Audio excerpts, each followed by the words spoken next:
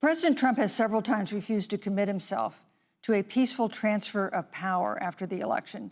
If your ticket wins and President Trump refuses to accept a peaceful transfer of power, what steps would you and Vice President Biden then take? What would happen next? You have 2 minutes.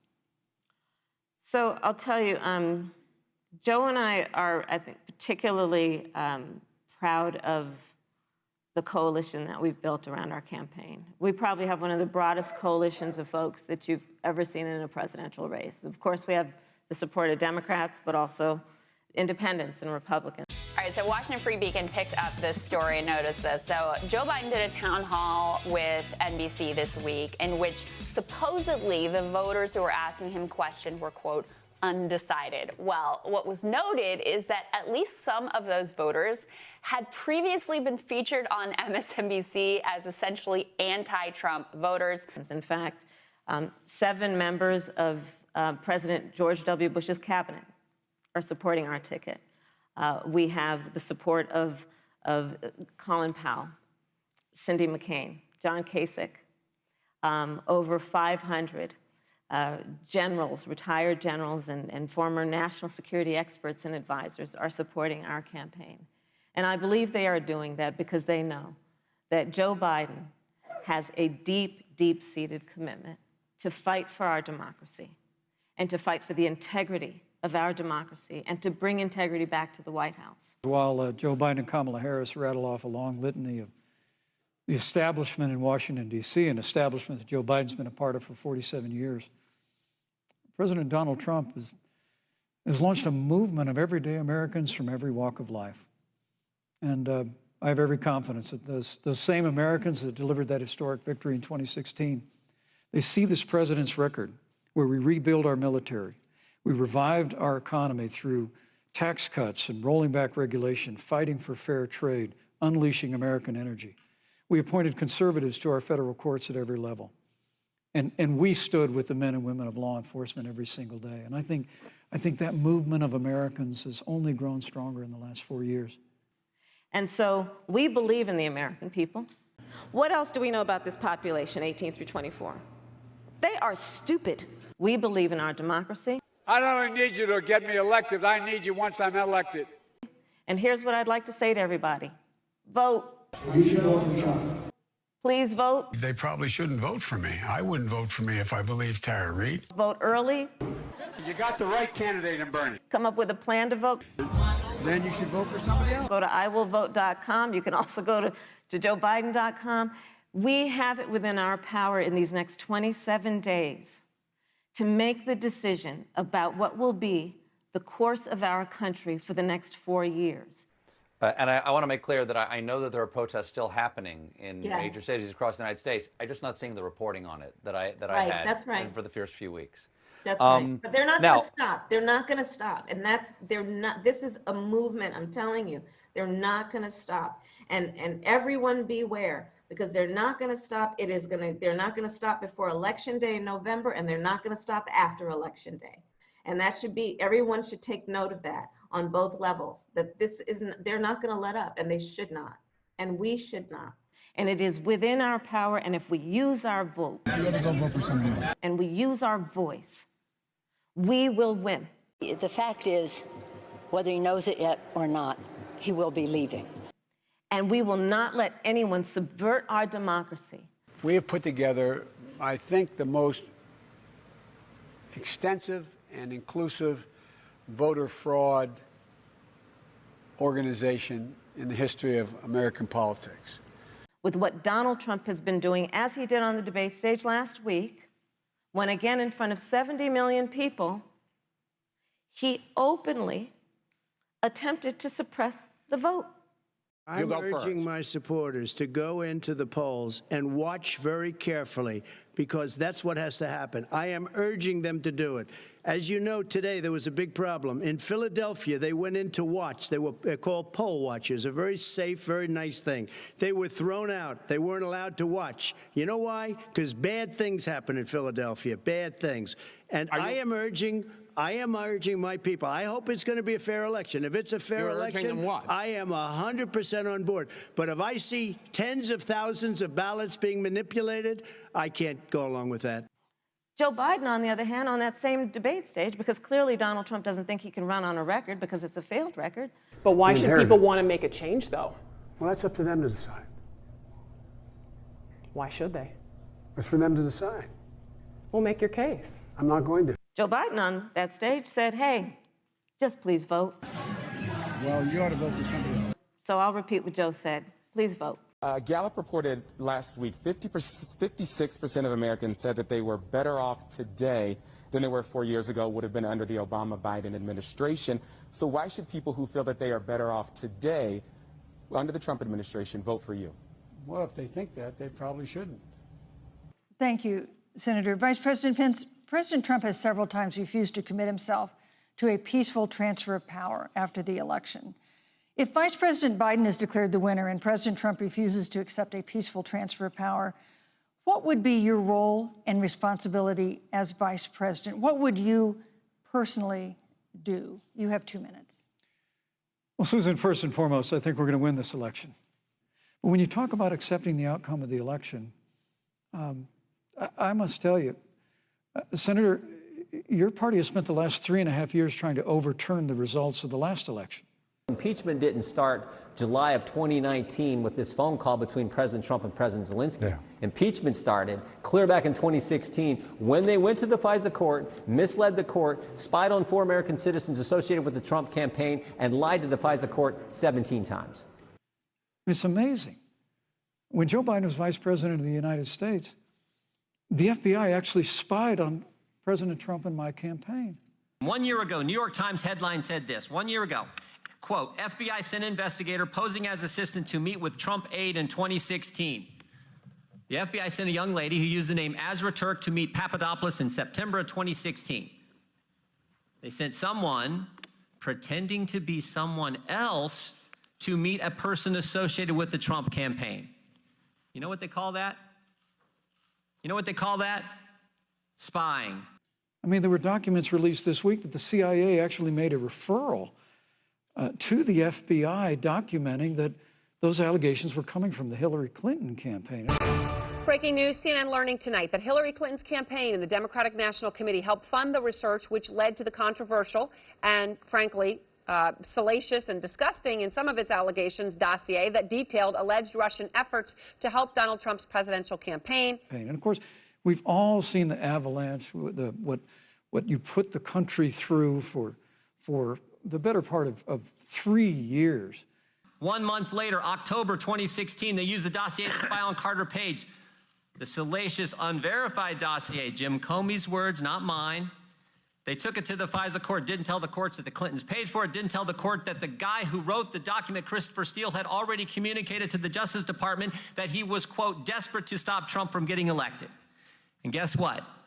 There were 15 more lies that they told the court. The Obama-Biden DOJ opened the investigation in July. They used a secret agent lady to spy on Papadopoulos in August. They lied to the FISA court in September. And they did all this without any basis for launching the investigation to begin with.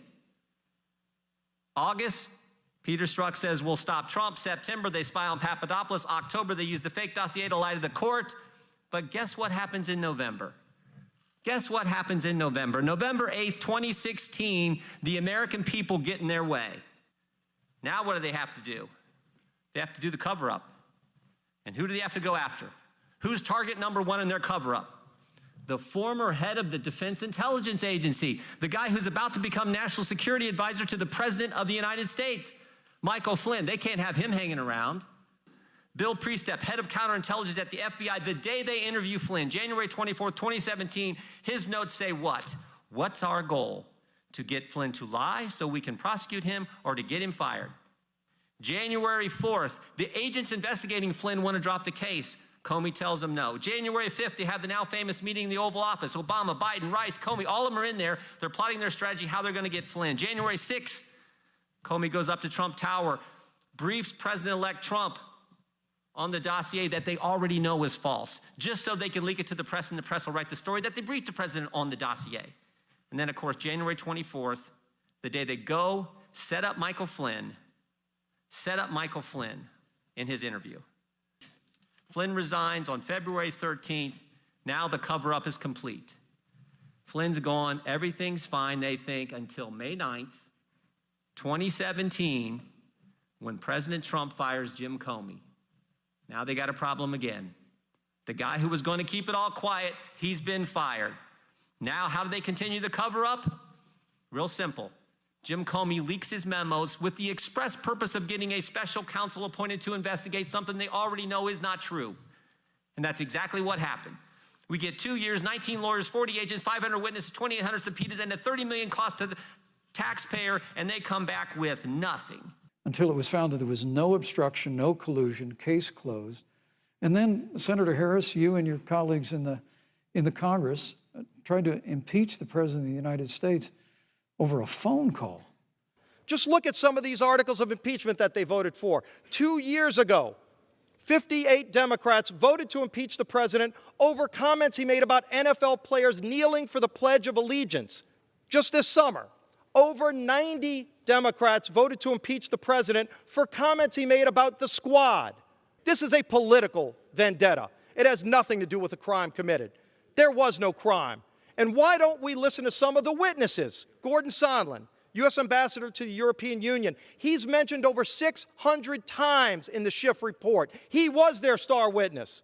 And what did he say when asked?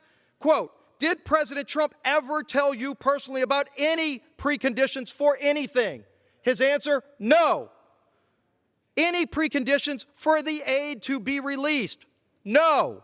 Any preconditions for a White House meeting? Under oath, he testified, no. Abuse of power. Let's talk about that article of impeachment, Madam Speaker. George Washington law professor Turley, who admitted under oath that he voted against Donald Trump, spoke to this claim of abuse of power. In fact, he said, quote, if you make a high crime and misdemeanor out of going to the courts, it is an abuse of power. It's your abuse of power. You are doing precisely what you are criticizing the president of doing. Abuse of power. Now let's talk about obstruction of Congress as they make up these terms to impeach a president because they didn't find a crime and they were looking. It's been an impeachment in search of a crime. But they talk about obstruction of Congress and saying the president defied subpoenas, subpoena after subpoena. Let's go through the departments. The Department of State they subpoenaed. Do you know that literally just 4 days after the subpoena, the Secretary of State himself responded to your subpoena? The Department of Defense, a week later, responded to the subpoena. The Department of Energy responded to the subpoena. We can go on and on with all of these agencies. That's an abuse of power. That's an obstruction of Congress, responding to your subpoena. That's what they did. They responded. You might not have liked the answer, but that's not the way this works. You don't impeach a president because you don't like his foreign policy, as so many of those foreign policy experts came and testified. And now Hillary Clinton has actually said to Joe Biden that in her words, under no circumstances should he concede the election. Joe Biden should not concede under any circumstances. So let me just say, I think we're going to win this election. President Trump and I are fighting every day in courthouses to prevent Joe Biden and Kamala Harris from changing the rules and creating this universal mail-in voting that will create a massive opportunity for voter fraud. And we have a free and fair election. We know we're going to have confidence in it. And I believe in all my heart that President Donald Trump's going to be reelected for 4 more years. You know, I've written all the questions that I've asked tonight, but for the final question of the debate, I'd like to read a question that someone else wrote. The Utah Debate Commission asked students in the state to write essays about what they would like to ask you. And I want to close tonight's debate with the question posed by Brecklin Brown. She's an 8th grader at Springville Junior High in Springville, Utah. And here's what she wrote, quote, when I watch the news, all I see is arguing between Democrats and Republicans. When I watch the news, all I see is citizen fighting against citizen. When I watch the news, all I see are 2 candidates from opposing parties trying to tear each other down. If our leaders can't get along, how are the citizens supposed to get along? And then she added, your examples could make all the difference to bring us together, end quote. So to each of you in turn, I'd like you to take 1 minute and respond to Brecklin. Vice President Pence, you have 1 minute. Brecklin, it's a wonderful question. And let me just commend you for taking an interest in public life. I started following the news when I was very young. And in America, we believe in a free and open exchange of debate. And we celebrate that. And it's how we've created literally the freest and most prosperous nation in the history of the world. But I would tell you that don't assume that what you're seeing on your local news networks is synonymous with the American people. You know, I look at the relationship between Justice Ruth Bader Ginsburg, the late justice who we just lost from the Supreme Court, and the late Justice Antonin Scalia. They were on polar opposites on the Supreme Court of the United States, one very liberal, one very conservative. But what's been learned since her passing was the two of them and their families were the very closest of friends. I mean, here in America, we can disagree. We can debate vigorously, as Senator Harris and I have on this stage tonight. But when the debate is over, we come together as Americans. And that's what people do in big cities and small towns all across this country. So I just want to encourage you, Brecklin. I want to tell you that we're going to work every day to have government as good as our people. And the American people each and every day love a good debate. We love a good argument. But we always come together and are always there for one another in times of need. And we've especially learned that through the difficulties of this year. Senator Harris, what would you say to Brecklin? First of all, I love hearing from our young leaders. And when I hear her words, when I hear your words, Brecklin, I know our future is bright because it is that perspective on who we are and who we should be. That is a sign of leadership and is something we should all aspire to be. And that, you know, that brings me to Joe. Joe Biden, one of the reasons that Joe decided to run for president is after Charlottesville, which we talked about earlier. It so troubled him and upset him like it did all of us, that there was that kind of hate and division. What propelled Joe to run for president was to see that over the course of the last 4 years, what Brecklin described has been happening. Joe has a long-standing reputation of working across the aisle and working in a bipartisan way. And that's what he's going to do as president. Joe Biden has a history of lifting people up. You do it over because you weren't president screwing things up. You were a senator. And You're by the way, worst you were a president vice- America has ever had. Hey, Come Joe, on. And fighting for their dignity. You're a lying dog-faced pony soldier. I mean, you have to know Joe's story to know that Joe has known pain, he has known suffering, and he has known love. Just wanted you to meet the life of my love, the love of my life, Finnegan Biden here. And so, Brecklin, when you think about the future, I do believe the future is bright. And it will be because of your leadership, and it will be because we fight for each person's voice through their vote, and we get engaged in this election because you have the ability through your work and through eventually your vote to determine the future of our country and what its leadership looks like. Thank you, Senator Harris. Thank you, Vice President Pence. Thank you so much for being with us tonight. One note. No one in either campaign or at the commission or anywhere else has been told in advance what topics I'll raise or what questions I'll ask.